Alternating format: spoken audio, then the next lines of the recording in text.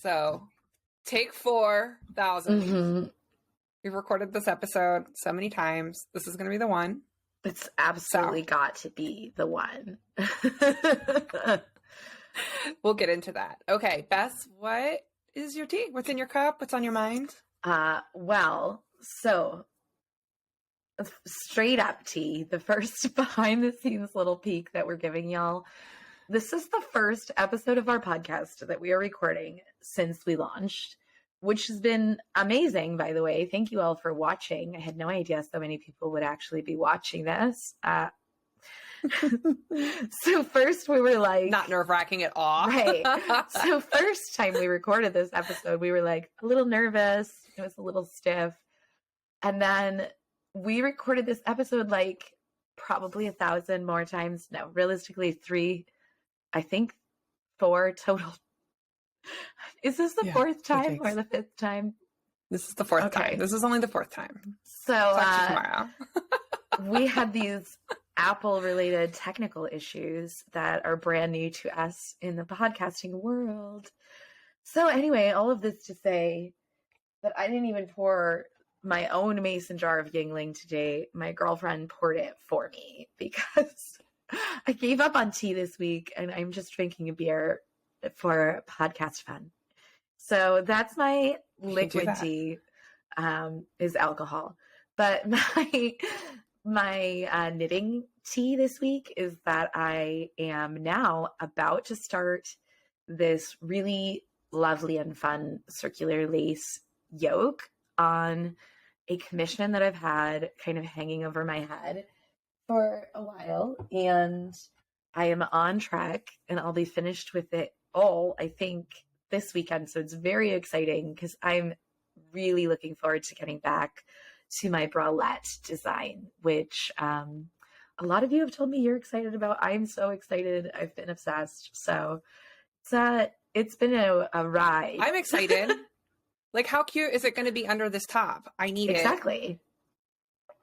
I need you to get to it. I know. Every day I think about a different thing that I can wear with like a peak of a hand knit bralette. And it's going to be amazing for all of those stray skeins of fingering weight yarn in my stash. I feel like it's going to be good for me because I'm a warm girl and I don't always want to wear something warm around my neck or a whole sweater. But I still want to be a knitter out in the world. So yeah. Grabby hands, grabby hands. I want it. You know, there's a shocking number of knitters here in Florida. And I think like since I got here, I've been really inspired about ways to enjoy my knitting even when it is warm, because it's warm a lot. I've been going to the pool after our podcast recording attempts. Cool. So what's up with you this week? Rub it in. Sorry. It's snowing. Sorry, not sorry. That used to be me. I just have regular decaf tea. I had waffles with a friend this morning out in the real world, like a real girl with real world friends. Wow. So that was lovely. But I did drink 7,000 coffees. So I've moved on to decaf for my day. What is that even like, a real life friend? All of my friends are on the internet. I know. I've done it twice now. It feels really lovely. Yeah, it's charming. I moved a year ago and I feel like I still haven't rooted in here yet. But I wanted to share what I'm working on for next fall, particularly because it ties into what we'll be talking about today. And I am working on swatching for a fun little sweater. I have a couple swatches for our listeners who are not watching. I'm looking in the fingering to sport range, and it's going to have some little stripes on the side. It's going to be just enough intarsia to play with it, or you can skip it if you want. And I have some of my favorites in here, and I will tell you later on which is my favorite, and you can tell me why my least favorite doesn't work, because you are more skilled with color than I am, Bess. Well, thank you. It is one of my few skills. No, I love color. As you know, my background is in art. That's where my college education was. And I've spent a lot of time in creative work and in creative communities. So color is amazing. And it's at the forefront of what most of us are kind of doing and navigating our lives with color without even realizing it. So that's what we're talking about today, is color. And of course, particularly like in your knits, and how to use those variegated yarns, and how to coordinate colors for multicolored garments, and more. It's going to be a really fun episode. It's going to be more technical, right? Yeah, I think we're aiming for a little bit more of a micro workshop vibe here. We are going to cut to our intro video, and then we are going to read some letters, and then we have some stuff that we definitely want to cover. We want to get you info on those variegated yarns, and we want to leave you with a whole bunch of super cool resources. And of course, as always, you will be able to find those in the show notes. So let's do it. Should we do it? Let's roll. Let's do it.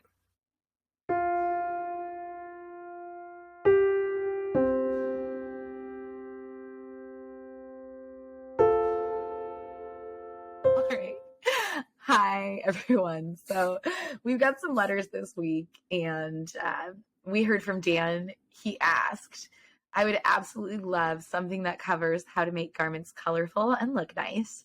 Sometimes, personally, when something is too colorful, it looks like clown barf. I know there are ways to get colorful patterns coordinated and to look nice. How would you go about doing this? Also, what are some resources you would suggest for people who aren't great with color coordination? Tips, tricks, apps, etc. would all be amazing. Thank you, Dan. Sweet. Yeah, thanks, Dan.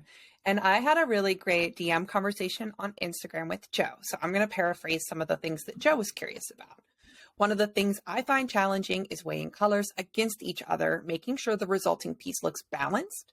The size of a certain color patch versus its loudness and its interactions with its neighbors, and which part of the body it is drawing attention to.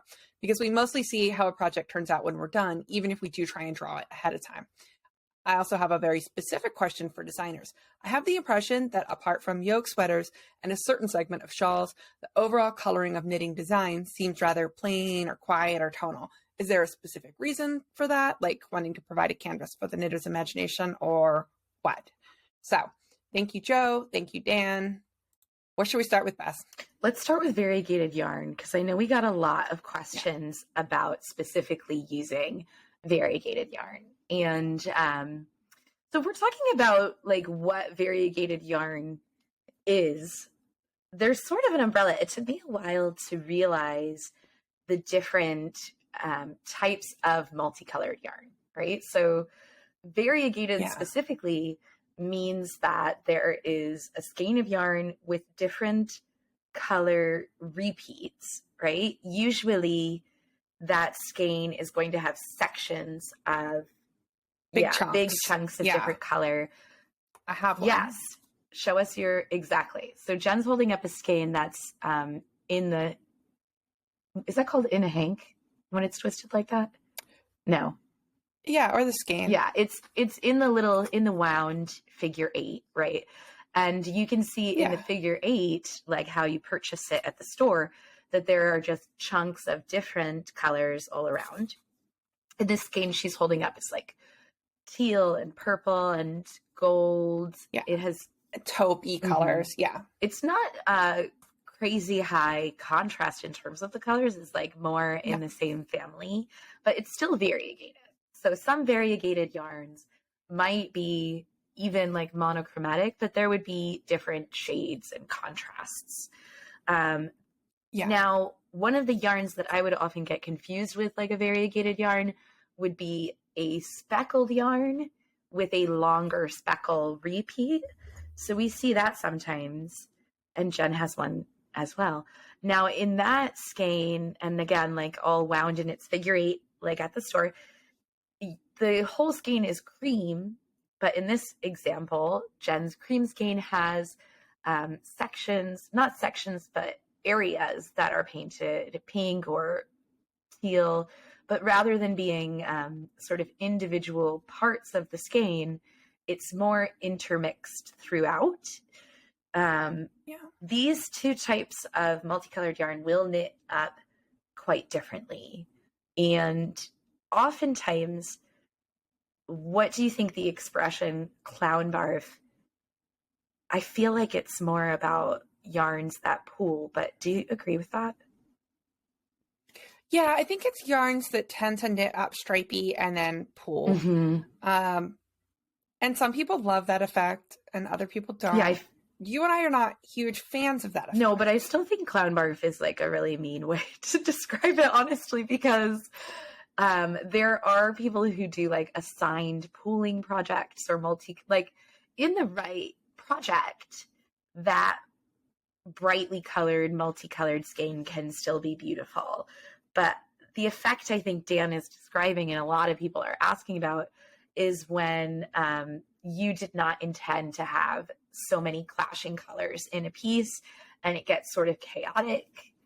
Yeah. So what else happens?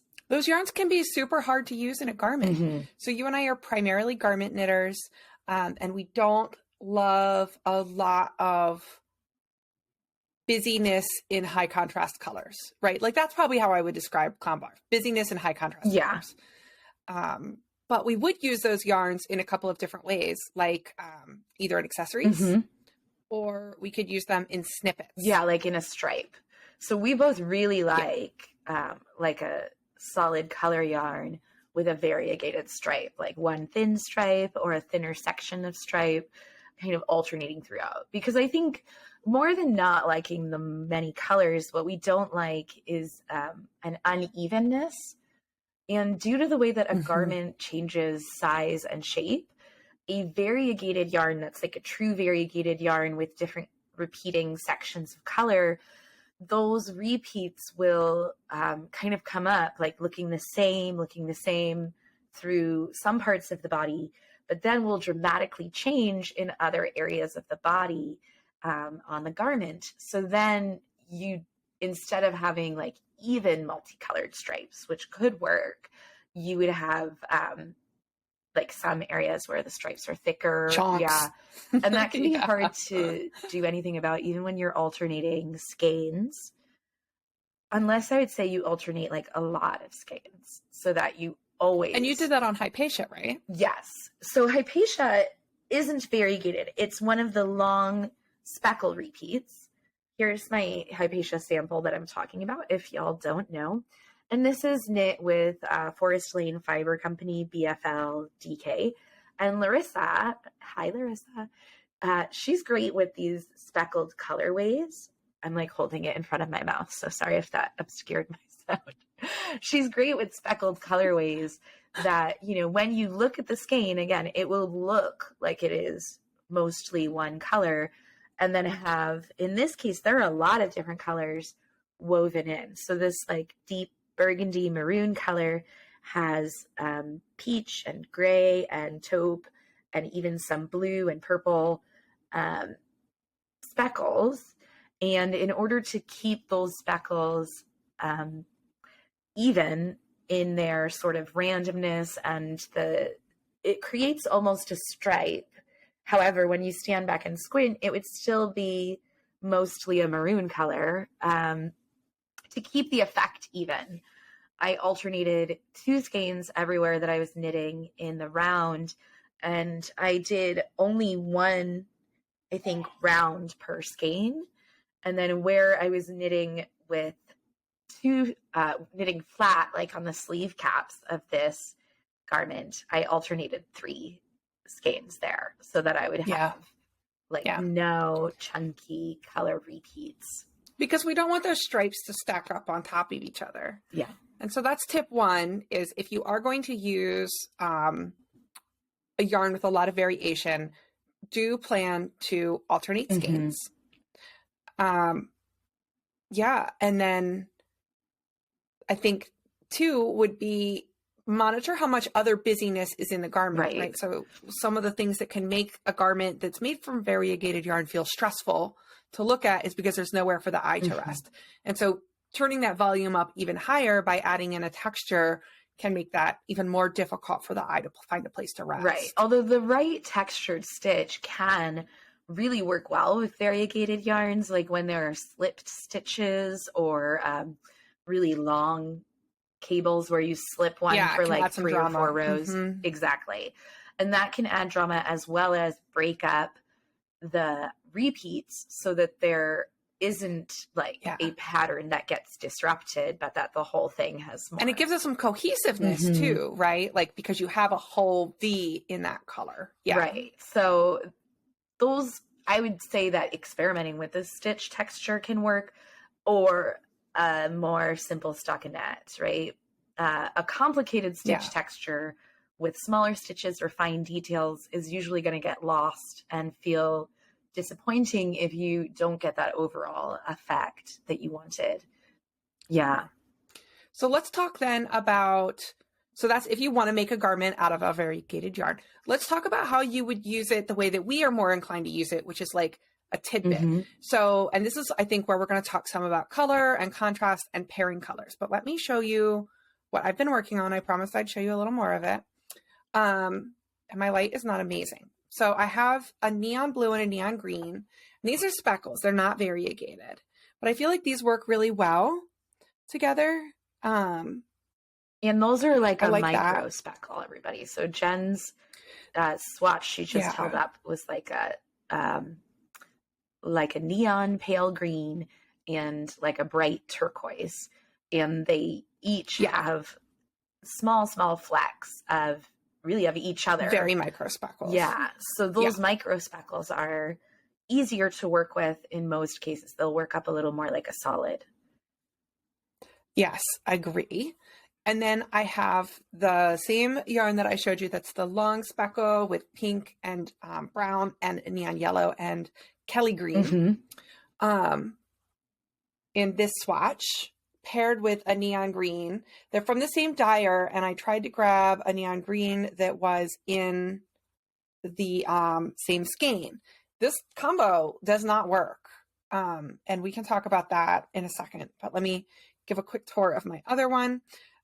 This next one is my favorite, and it is like a charcoal. This is a raw silk, like a silk brevet. It's supposed to be fingering, but it knits up more like sport. It's got beautiful drape. Yeah. And it feels to the hand like a soft cotton. I'm infatuated with it.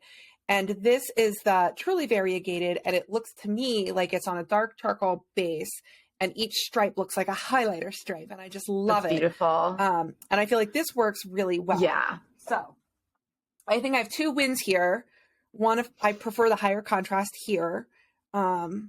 And then I have this like fail. So let's talk about why this guy doesn't work. We have some ideas. I mean, I have two main ideas. The first thing I feel like is that a longer speckled colorway I don't love in a stripe with another color, because long speckles are already like stripes themselves, like I was talking about when I showed my Hypatia sample. So now you have like a messy organic stripe with the speckle and a very tidy linear stripe that you created with a different yarn. And so my brain isn't a fan of both of those together. I like lose the crispness and I lose the organicness. So I kind of prefer one or the other. And then the other thing is that I'm not sure if the contrast is not high enough against the cream or if the contrast is not high enough against the pink. I would have to look at a photo of that swatch in black and white, but there's not enough contrast between those colors. I think that if it were this pink, right, and like a long speckle with closer, tighter variation, like your Hypatia, I think it would work a lot better. But I think that because this long speckle is all over the place, it gets muddled. Yeah. So there's just not a lot of situations where I would want the color with more colors in it to be like the main yarn instead of the accent yarn. That's right. I think you're right, which is why this guy works so much better. Right. The charcoal. So I think we just like, I think we surfaced a couple guidelines there. So we think it's easier if your main color is a solid or a tonal. Yeah. We would say that it probably would not work very well for them both to be speckles. Usually not. And then we talked There's about, always exceptions, right? Yeah. Swatch and show Microspeckle us. worked well. Yeah. Swatch and see. That's the too long didn't read version. And then can you talk a little bit about contrast? Right. Because there are two kinds of contrast, right? There are two kinds of contrast. People tend to think about contrast in terms of a photograph, which is like, I'm trying to think of the best way to describe contrast if you like have no idea what it is. It would be how many true white and how many true black are in the photo, and high contrast has fewer middle grays and more gray tones on either end of the spectrum, right? So in a high contrast, highest contrast would be only white and only black, and then low contrast would be like all gray, right? So yeah, lots of opposites. Exactly. That's the traditional way of thinking about contrast. And that is true when you're looking at color work.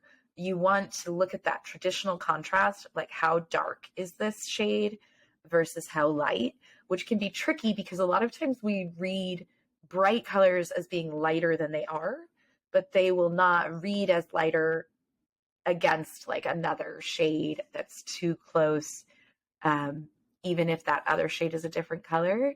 So like that might be a confusing example, but if you have a bright green and a kind of neutral blue, like Jen's swatch that she held up with the teal and the green. Yeah. The reason that swatch is working well is because the green is light enough. If that bright green were a couple ticks darker, then those colors would look too close, even though to our naked eye in the store they might look very different. Yeah. So the other type of contrast though is color contrast itself, being in reference to complementary colors. So colors contrast against their complement.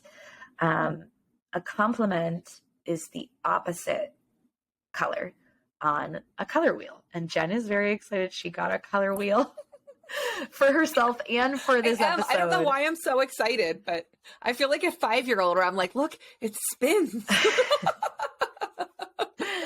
And it's really exciting. Yes, I have a color wheel. Color is so infinite, really. Like there are even more colors that exist than we can see with our eyeballs. So I think it's really fun because there's infinite possibility when we talk about color. Yeah. But when we talk about a complementary color, a color wheel, right? If you aren't looking on visually and you don't know what it is, it's like a big pie chart, and each slice of the pie is a different color, and it would go around with like red, orange, yellow, green, blue, purple, and all the in-between colors, right? So we have primary colors, red, yellow, blue, and we have secondary colors, which are orange, green, purple. And then tertiary colors, or etc., are just shades in between that. These guys. For this conversation, we can just think about red, orange, yellow, green, blue, purple, the primary and the secondary colors. So the complement to red, for example, is green. And the easiest way for me to think about that is that green is the secondary color that doesn't include red, right? Yeah, we're trying to complete all three. Exactly. Mm-hmm. They complement because they complete each other. So purple and yellow are complementary, and blue and orange.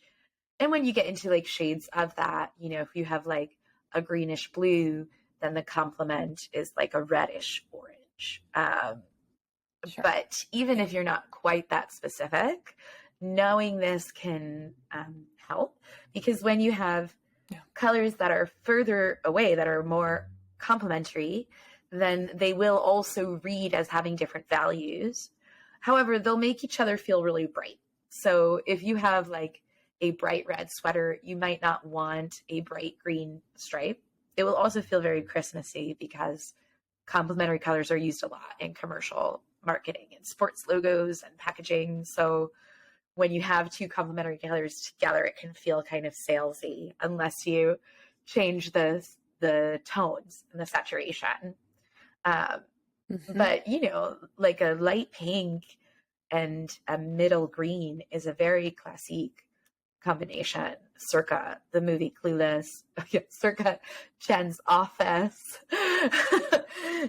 I've really doubled down on green and pink. Let's put it that I love way. green. Well, you know, I love green and pink. Mm-hmm. And so you can play with complementary colors when you're choosing colors to use together. You can think about complementary colors when you're looking at, you know, skeins to stripe, or you can also use analogous colors is the other relationship on a color wheel. That's kind of an easy way to choose colors that will work together. Analogous colors are colors that are in the same section of the wheel. So it would be like red, purple, blue.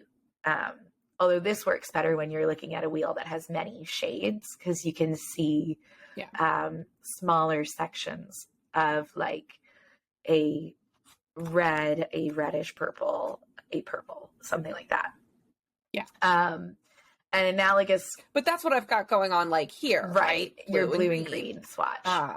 That's analogous. Or here with purple and blue. Right. The one variegated yarn that you used in the charcoal swatch, that is a variegation of analogous colors. So when you see a skein that has colors in the same family variegated together, those variegated skeins will feel less like that jumbled mesh anyway, because they'll read to your eye more as one color since they're in the same family. Yeah.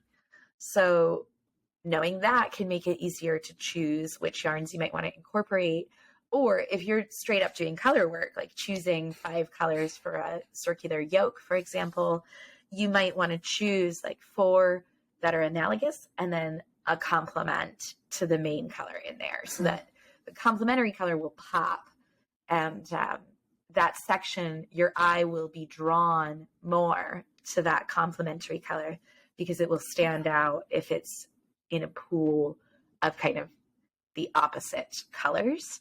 So like a purple, orchid, lilac, gold. Right. And that can be really nice, but you just have to know that and choose like which part of the color work you want to pop with that yellow, or make sure that you're placing in a multicolored color work sweater that you're placing colors that have enough contrast between them together. That's a big mistake people make, because when we don't use enough contrast, then the colors will fade into the background. So analogous or complementary, you still want to use that. You take a black and white photo trick and look at how much different. I've done that so many times in yarn stores. Just take a photo, black and white filter.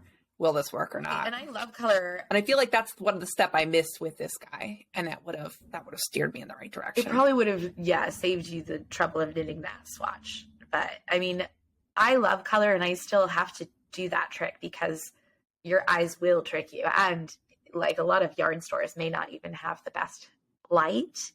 And then it's even harder to tell the difference until, it's also like when you have a whole skein of these colors next to each other, of course they look different. But when you're just looking at like one stitch in a background of a bunch of other stitches, then it's a lot harder to see if there isn't that contrast. Yeah. So then to recap, if people are going to use the variegated skeins that they have in garments and they'd like to make them more harmonious, we suggest using it in small bites, making it the accent rather than the main piece, choosing a color that has, making that contrast color probably tonal or solid in something that feels a little bit more neutral. And that is in a high enough contrast from all the colors in your variegated yarn that it doesn't get muddled and add additional noise. Does that sound right? Yeah. Yeah. And swatch. Cool. You always got to swatch.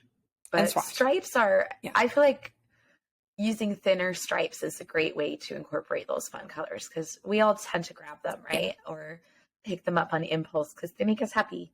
And if you want to use them in a garment, I feel like that is a way to do so and still have an overall quieter effect if you're looking for a less loud effect. And that's also a tool you can use with those mini skein sets or with gradients. Yeah. Or fades. Mm-hmm. In fact, there was a trend. This is what I was thinking about just a moment ago. There was a trend a while ago of using two fades kind of running opposite each other. So like striping, color work. Striping fades and having one start like with the dark color and the other start like with the light color. And that can be gorgeous. If you're looking for inspiration, look at like the favorited projects in like the Noro silk yarns, because that was like a really popular yarn to do that with. And those long fade striping yarns or fade sets that you might get like from an Advent, they can be amazing, but it does require a lot more trial and error and like finding the right pattern and construction to make that work. It's not that level. I feel like I would drive myself crazy trying to do that. Yes, I love the look of a fade, but I've never been interested in trying to figure out the yardage to make one happen on a shirt. But the idea of doing it in stripes feels really approachable to me. So speaking of planning garments, I think that there are two topics we want to talk about when it comes to picking yarn for a specific garment or picking colors for your garment. And let's like try and tackle them at the same time. Like, one is, what do we do as designers when we're choosing yarns for garments, in contrast to what we might do for our own everyday wardrobes. Right. So you're pink. Let's talk about pink. I am pink. Well, I'm less pink than I used to be, but so pink is a really personal color for me, and color in general. Like I said earlier in this episode, it's really personal. Color has always been used to delineate symbols, to delineate class, to show emotion, right? Like different color roses mean different things. It's highly symbolic. Right. And one of the ways that color has been used is, especially like in the 20th and 21st centuries, it's been used in association with gender. And Jen and I are both elder millennials, approaching 40 and not quite there. And when we were young, color was used a lot to, create gender conformity, gender oppression, and uphold patriarchal stereotypes. So pink has always been complicated, right? I think for a lot of women around our age, I remember being a young woman, like a child, actually, the youngest of women when you're not a woman. 4. Yes, a 6-year-old girl. And like, my uncle was... Boy, that says it all, doesn't right, it? Exactly. It really does, that's though. The patriarchy. Yeah. Oh my goodness. So I remember my uncle painting my childhood bedroom walls, and it was like from pink to, I think, like a peach color, which has always been one of my second favorite colors. And he made a comment to me that was like, get out of here, pink. We hate you. No more of that. And this like idea of like, now you're older and you're toughening up and forget pink. It was so just like viscerally confusing to me as a kid that like on the one hand I had been given like everything pink up to this point, and now I'm like going into school and being told like, well, actually it's time to stop acting like such a girl, and now you can't like pink anymore or you won't be respected. And it sounds so stupid to say it that way, and yet like that's our lived experience as women and humans around this age. So being from an area that's really conservative in New England and having these types of like experiences in my mind, when I got older and really claimed my identity as a queer person, as a very progressive person, as an alternative kind of human, that reclaiming how much I truly love pink, how much I truly love my femininity and identify with it, and reclaiming it away from the idea that it was a weakness or that I can't be respected and show up wearing a pink sweater. Like, are you fucking kidding me? I can't be respected and show up in a pink sweater. But I also can't be respected if I don't, put pink lipstick on. So it's, for me, loving color and loving pink is a way to love myself and other women and kind of shoot down the patriarchy, even in the color that I'm going to wear when I show up. Yeah. And I know some looks that you put together have quite a bit of pink. And for a while you had your hair dyed pink. Mm-hmm. And it just really, when I first met you, I experienced that as an act of defiance and reclamation. And that was one of the things that really drew me to you when I first met you, which I don't think I've said to you before. So thank you. Now you know. It is amazing how rebellious people think you are if you just have pink hair and tattoos, but also wear like a pretty dress. It's amazing how much people don't want those things. They don't know how to read you, how to gauge you. Right. That and vocal fry. Yeah.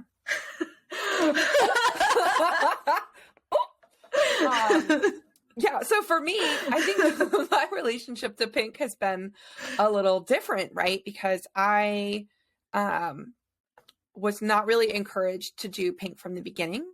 I kind of grew up in that, whatever wave of feminism it is, where you say things like, I'm not like other girls and all my friends are guys, mm-hmm. like whatever that form of toxic internalized misogyny is. Like, I kind of grew up in that. And because I didn't fit into the norms for what was considered acceptable for girls, I really never had a big pink phase at all, or a lot of black. And now I have a little girl, and I have been like, we are definitely going to do like all dinosaurs. And she's like, okay, cool. As long as they're pink, I'm going to go tuck my collection of rubber spiders in underneath my pink plush blanket on my pink plush bed with my pink plush babies. And so she gets to have it all, and I want to have it all too. Yeah. So for me, it's been about recognizing choice, and, dabbling in that when it feels right and not when it doesn't feel right. Yeah, I love that. And I think what we're saying is that, like, in our personal wardrobes and style, although pink was also the color of my business for a really long time, I'm including more color now, but in our personal lives, in your personal life, listener, your color choices are representing you in a lot of ways, but you also get to be the one that defines what those colors mean at the end of the day to you. Yes, there is psychology of color that you can study. That would be a whole other podcast given by a different expert. But there are psychological links that, marketing companies are using to manipulate people all the time into purchasing, etc. Yeah. However, there's also the very real meaning that we each give to our own symbols and the colors that we wear. And also, when we're just talking about aesthetics, finding your own style has a lot to do with finding your color palette. And you might be drawn to complementary colors or analogous colors or one color more than others, but kind of identifying in your own wardrobe and life your range of colors that make you feel really yourself and make you happy is a great way to choose the colors you're going to use in your knitting, right? Yeah. And listen, one of my least favorite things on the internet is all these like videos where people are like, and I'll put this cape on you in this color and suddenly you'll be beautiful to other people. I'm just like not here for the idea that there are colors that anybody shouldn't wear. No, it makes me think of like a Mary Kay lady. Yes. Oh my God. Right. Like, if you love neon green, Yeah. please wear neon green. I don't care what color your skin is. I don't care what color your hair AKA is. my I mom's. don't care if it makes you look sick. I don't care. My mom's least favorite job she ever had. Hustling makeup to true winters.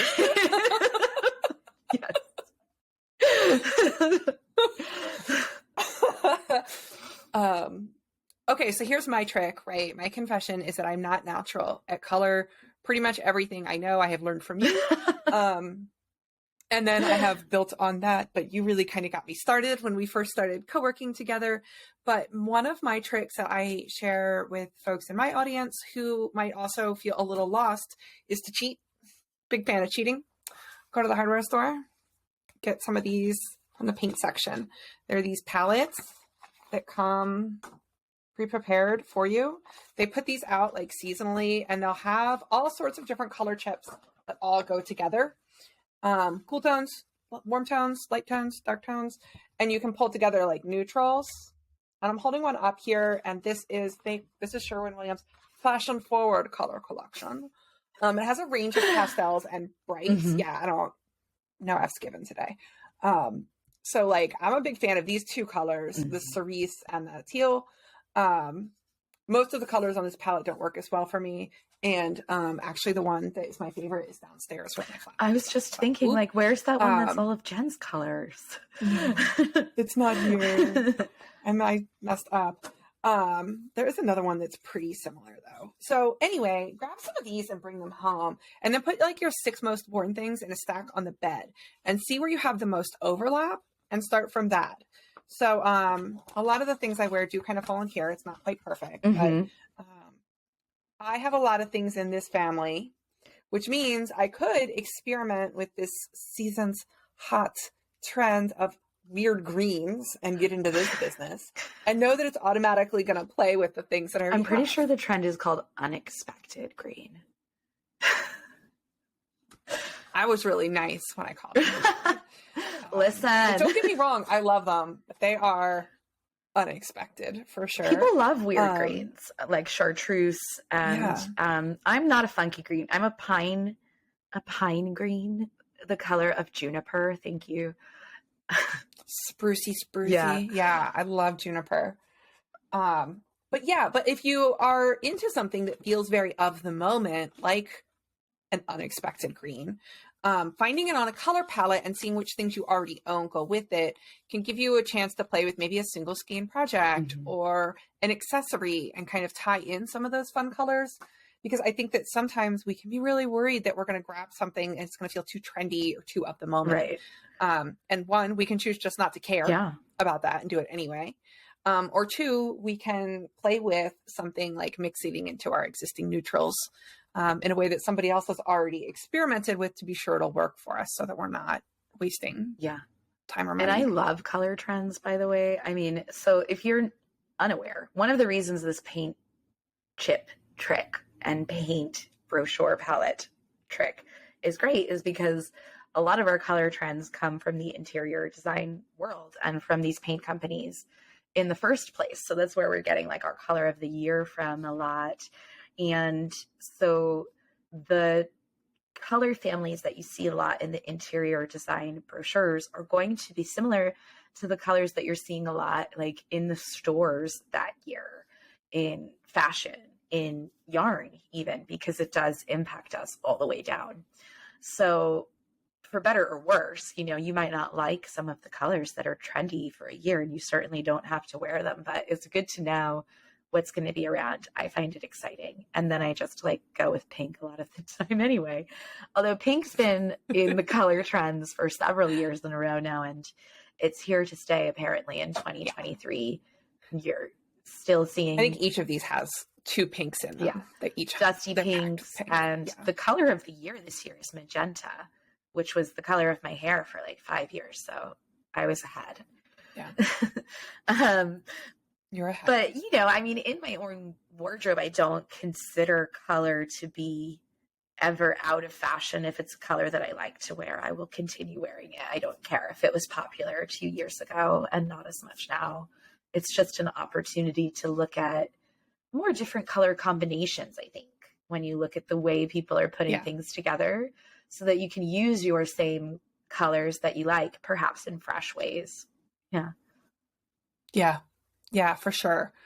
Yeah, and I agree with you. I don't think single colors, it's more like the combos. Like pink and brown to me is like the most dated But combination that's I coming can think back this of. year now. Craft brown It probably shades. is because it's been long enough. Well, and beige Yeah. has been trending a long time now, and pink has been trending a long time now. So I think it's starting to go together.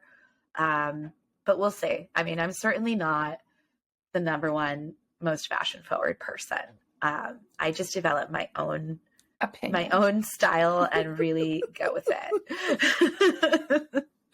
So what about when you're let's talk a little bit about how the things we might choose for work, for design work, might be different from what we do in our own wardrobe, or maybe they're not. Yeah. I mean, I think that designers are all different, and a lot of us may be choosing, of course, colors that we personally like.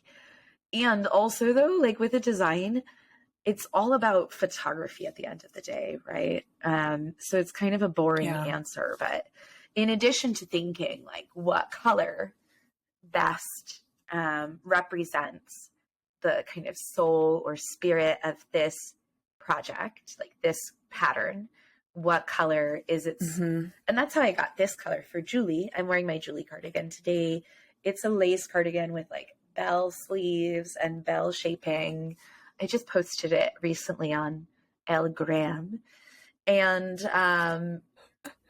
I originally was going to do this in a rose gold color, which would have still photographed probably fine. I know you had trouble photographing it, but I feel like I could have worked it out, or I've wasted a lot of money on learning photography. But the reason I ended up not going with rose gold is that when I sketch in pencil first in black and white, and I'll know usually like what color I might want to use for the project. But when I'm done with the sketch, I really spend some time like looking at it and thinking about what color makes the most sense. And this cardigan, I said this on my social, but my girlfriend this week was like, you know what I love about Julie is that she comes down like angel wings. It's like very shaped in such a way that ethereal. Yeah, it reminds you of like an angel robe or like a bridal robe, something like that, where it really felt like white was the color, and pure white is boring to me. So this dyer, Julie from Sweet Sparrow, she's wonderful. We've talked about her before. She had this perfect color. And that's pajama day, right? Yeah, which is I think like her signature favorite color.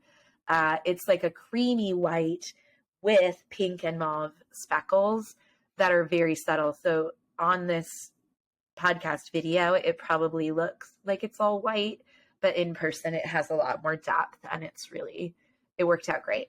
I loved the way it worked for the pattern. It was the right choice. And for this all over lace, it was always going to be a really light color anyway, because otherwise it's very hard to see the lace in photos and to see the stitches. Yeah. Yeah. And even though because it is ultimately, it's all about the photography and how we present it online, because that's how you're going to see it and how you're going to buy it. Right. And so these are also tips that if you are somebody who knits to be part of an online community where you're sharing your work, would also benefit you, the knitter, in choosing colors that will be good for you for both your wardrobe and your online presence, right? So yeah, things that are too dark, you're going to lose the detail. I'm also always trying to balance what will I feel myself in for photography, but also feel like I can reach a little bit. So something that might be something that's going to stop a scroll, right? Something I can tell a bold story with, or an everyday story with. Yeah. Because I like to kind of present things in two ways. Like, here's how it is every day, but then also here's a broader, more imaginative take you could have with knitting. And so for me, I want it to be something that interrupts your day or fits into it.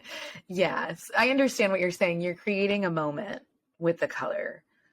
So it's even, Yeah, but it can't overpower your ability to envision it for day to day. right. And that is a lot of what, so I know this is not true of all makers, and I have never like looked at a pattern and been like, I'm going to knit that in that exact color.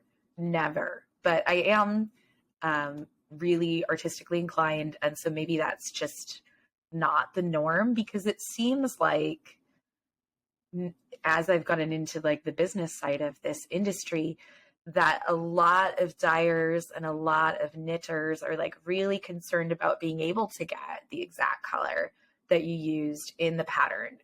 People often will ask that, and they want that to be available. So when we're choosing for a design, we have to worry about like, is this color readily available for people? I have to admit, I'm not always the best about those things, because I really like what I like. But I'm working on that, because I know some folks really want to see it as it's going to be in their hands. And like, I love that in that color, I want the same thing. So, sometimes it's based on like what a dyer thinks is a really popular color choice, or, what is, I mean, some designers definitely use color trends to choose their colors. I can tell, because all of a sudden there'll be like a billion chartreuse items popping up on the scene, looking good in the feed and everything. But you will see color trends happening in design that are coming from the greater world of color trend in fashion. Yeah, for sure. But in terms of like me and Jen, it's about like, how well is this going to photograph? How well is this going to show the texture? I do a lot of texture, and I don't like to miss out on it. Although there are times like with Jane that I broke all of those rules. Jane is a dress that I have in testing now. I'm holding it up, and it is a rich, deep blue with a pale variegated neon, which like on my webcam looks white. You can't really see, even when I holds it right out. Even when I hold it in closer, you can like maybe kind of see that there are pastel colors in the thinner stripes. In my photography, you can see it. I have the final photography for this pattern, and it turned out fine. But in regular everyday photography, you can see from when I held it up in the webcam, it's like totally washed out, and it ends up looking just deep blue and white. So it was a more challenging photography session, a more challenging color editing session. I am up for that challenge sometimes, but I certainly am not looking for each of my samples to require me to be like that conscious of it when I'm working with them. And a lot of people don't have a photography background, and even their professional photographer might not want to fuss around that much. It's just more work. It's more work at the end of the day. Yeah. So that's what we're doing. I felt like, so let's, I was going to say, I feel like the design color conversation is the most boring part of the conversation, because it's truly a little more limited. I mean, we still get to do whatever we want, but there are other factors. You know what it is. And also I do feel like there are a lot of knitters who knitting the garment is not the only part of the art form for them, but showing up in community and sharing your work and being an inspiration to and being inspired by other knitters is also part of the art form. Especially like in a post-pandemic world where we make community widely online, bringing it around to making friends in person. And so I do feel like this is information that I hope will be useful to folks who want to take beautiful and inspirational pictures of their photographs, either for their own pleasure or for sharing with other people. Yeah. But let's get to some resources. You have a book, right? A good old solid book. I do. I don't have it in my hand right now, but that's okay. I lost mine too. I'm like looking at I had it for at least half of our recordings. of this episode. No, so my book, I can tell you about it. It's called Knitting Socks with Hand-Painted Yarn, and it is by Carol Sukolski, I think is her name. Suclo. I'm without seeing it in front of me. There could be another letter and then an SKI, and we will link it in the show notes. I just realized I don't for sure know this. It's not a test. Did I pass? Carol's going to come to your house later and tell you that you said her name. Well, Carol, if you're watching this, actually one time many, many years ago, I reached out to you, Carol, and told you I like your book on Ravelry in like the year 2009. So if you want to learn more about color, this book, it's obviously about socks specifically, but there's a lot of information in the front part of the book about specifically looking at hand painted and variegated yarns and deducing like how they're going to knit up. So that's a very useful section. And the sock patterns in this book are also really nice and from some really classic designers. And there's all kinds of like lace or also fun intarsia. So if you are a sock knitter, it's a double bonus. Double win. The book that I don't have on hand to show you is called Color Confident Stitching, and it's from Karen Barbe, and I love it. I feel like it really leveled up my color combining skills. You can do with that what you want to do with that. But she will walk you through like how to use a photo to pull a color palette, how to balance how much of each color in your color palette, and also has some really inspirational embroidery and other needlework projects in it. So highly recommend Karen's book. One of my favorite things to do that I can't resist doing is every time I go into like a Michael's or a Joann's, like going to the embroidery floss section and picking out like 6 and making a little color palette, and then I end up buying it and bringing it home. So I have so much embroidery floss, and I do. Do you embroider? I do embroider. Oh, you used to do a lot of embroidery. Yeah, I'm right? looking for. Oh no, I forgot it. The embroidery of my butt can't live in my living room anymore because I'm a stepmom. Yeah, so it's in the bedroom. But I do. I love embroidery. I don't do it a lot, but I do buy embroidery floss a lot because it's a very fun way to play with color. Yeah, and it's low stakes, right? Yeah. And so I just have like a whole case of yarns that I've picked out to go together one day. Yeah, I love that. I think our final resource is we have a dear friend. Her name is Emily, and her yarn company is Wool and Palette. And I suggest getting on her email newsletter list because then she will send you a beautiful digital color tool for free. It's absolutely gorgeous. Everything Emily does is absolutely gorgeous. She's a color designer, and you can tell.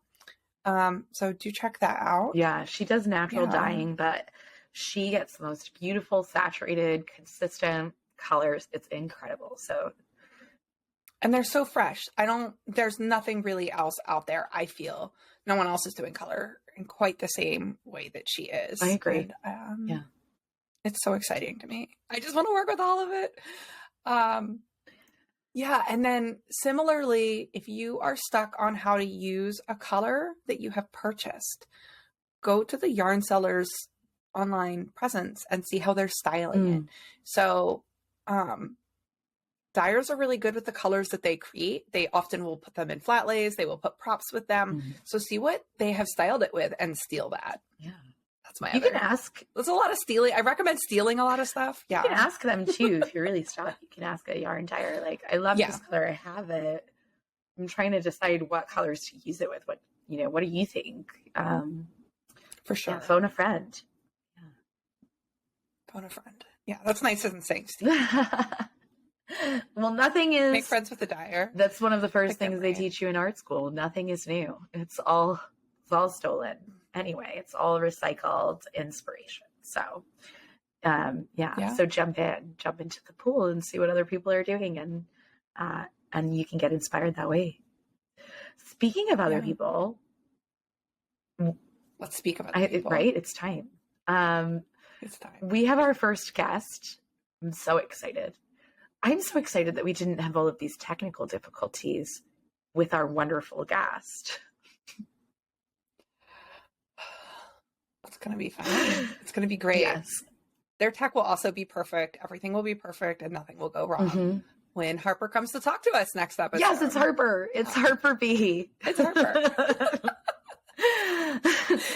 Harper's going to come and talk to us about intentional, sustainable design and some of the trade-offs between art and commerce. And it's going to be juicy. It's going to be very real. Yeah, I am a big fan of theirs and friend. And Harper's design process, I feel like it is unique the way that they are showing up and what they bring to the table. So I'm excited to hear more kind of behind the scenes and peek into their brain. But we would love to know what questions or comments you have in this world of how designers balance productivity and business and also creativity and inspiration and giving work the time and space that it truly needs to be born, right? So what are your thoughts, everyone? Please reach out. We love it when we have lots of juicy letters to read from. Can I be spicy? Yeah. What are you going to say? Okay. So here's the thing that I see knitters say sometimes that I want to interrogate with Harper when they're with us. And it has two prongs. And one is sometimes I see knitters who get very frustrated and say things like, I don't want to support designers who are releasing like a new pattern every month. So I would like to get into that. I have some thoughts. I have some push-pull. And the other thing is I want to get into, sometimes I will hear knitters or other designers even say something like, I hate it when a designer makes a few changes to a pattern and releases it like it's something new. Yeah. So again, I have some push-pull. It's going to be messy. I want it to be messy. We have thoughts. We have a lot of messy thoughts. But so we're stoked. Get stoked with us and share with us, and we'll be sharing more with you. Until then, do we have any? Wait, what else do we got? We got to talk about last episode. Two or three episodes ago. Our first episode was about yarn choice, and we talked a lot about micron count. And we are not going to belabor the point right now, but we are going to point you down to the show notes where we are going to add some information that Hannah wrote in and shared with us about micron counts. The too long, didn't read, didn't watch, didn't listen version is stay present in the gray space. And no matter what happens when you're making a values-based decision, there are going to be trade-offs.